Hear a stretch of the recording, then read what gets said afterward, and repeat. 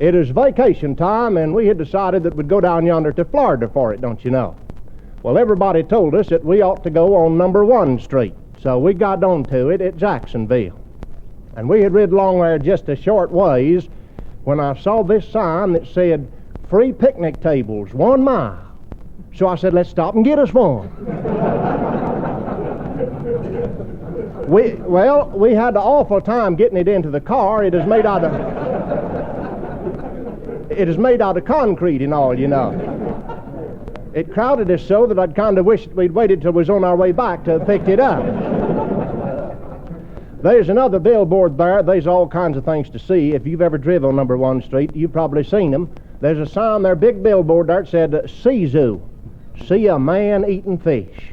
Well, now that didn't interest us, because we was back here when the college boys used to swallow them whole. About this time I was getting a little thirsty, and we rode on down the highway there, and I saw this sign that said, all the orange juice that you can drink for a dime. I said, stop the car right here. Florida is fixing to get bankrupted.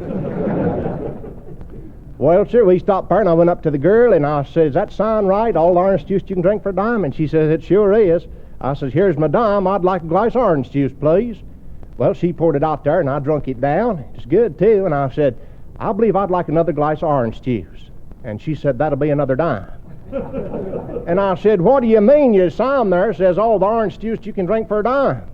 And she says, well, you had 1 glass, and that's all you can drink for a dime.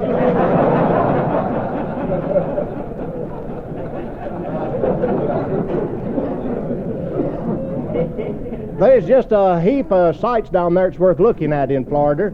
One of them was advertised right smart. We kept seeing these billboards that said, see Silver Springs through our glass bottoms. Well, nothing would do but that we had to go. So we went over there and we rid over the clearest water while the boat driver, he named off all the springs. They all had pretty names, the Fairy Castle and the Bridal Chamber, all except one, and it is called the Bottomless Pit.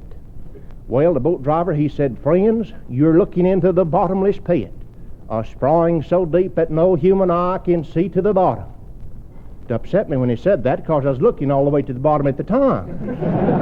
And you know what is down there? It is a sign that said, See Rock City.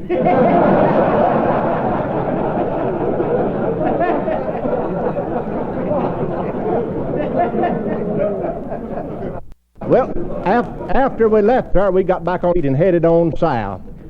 Pretty soon the driver, he says, we're in Miami, we've run out, but if you want to sit in the car and wait a while, they'll dredge it. And I said, if it's all the same to you, leave, go by boat. You see, we'd hit on a different vacation,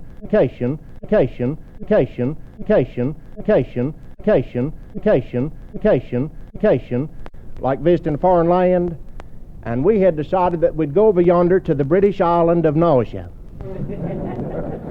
Well, sir, we got on to this boat, ship I believe it was, the captain called it, the SS Queen of Nausea, and we sought sail.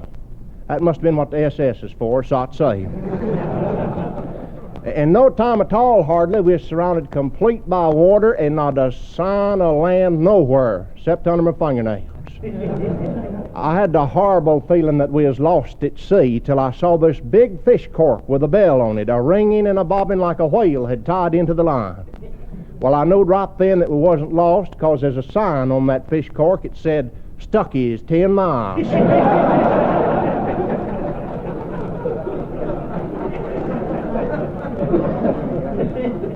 Well, by next morning, we had reached Nausea for sure, so we went ashore to be touristers. We saw the native straw market, where the natives is making all kinds of things out of straw, but mostly there's making money out of the touristers. It is all that the travel folders had said it was, and more. Rare, charming, old world, exotic Nausea. It wasn't only exotic, it was expensive. They had a native kind of music there in the nightclubs that they call calypso. Them are songs that tell a story, usually sad. Well, sir, when they brought the bill for the evening's entertainment, I felt like writing one of them songs right then and there. I was going to call it The Tourister's Lament, or the I Ain't Never Been Calypso.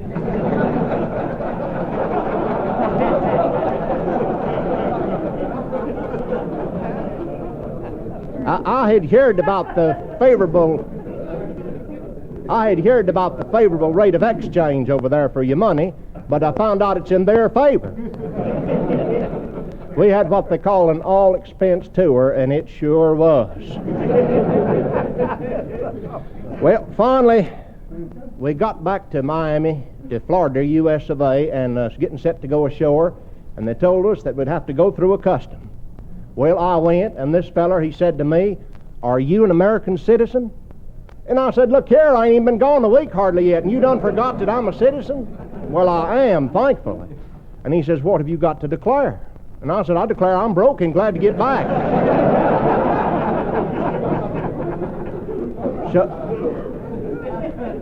So then he said that we could go ashore, and we went and got in the car and headed back up number 1 Street just as fast as we could go. And friends, I'm telling you, if you ain't never been to nausea, don't go. Just send your money.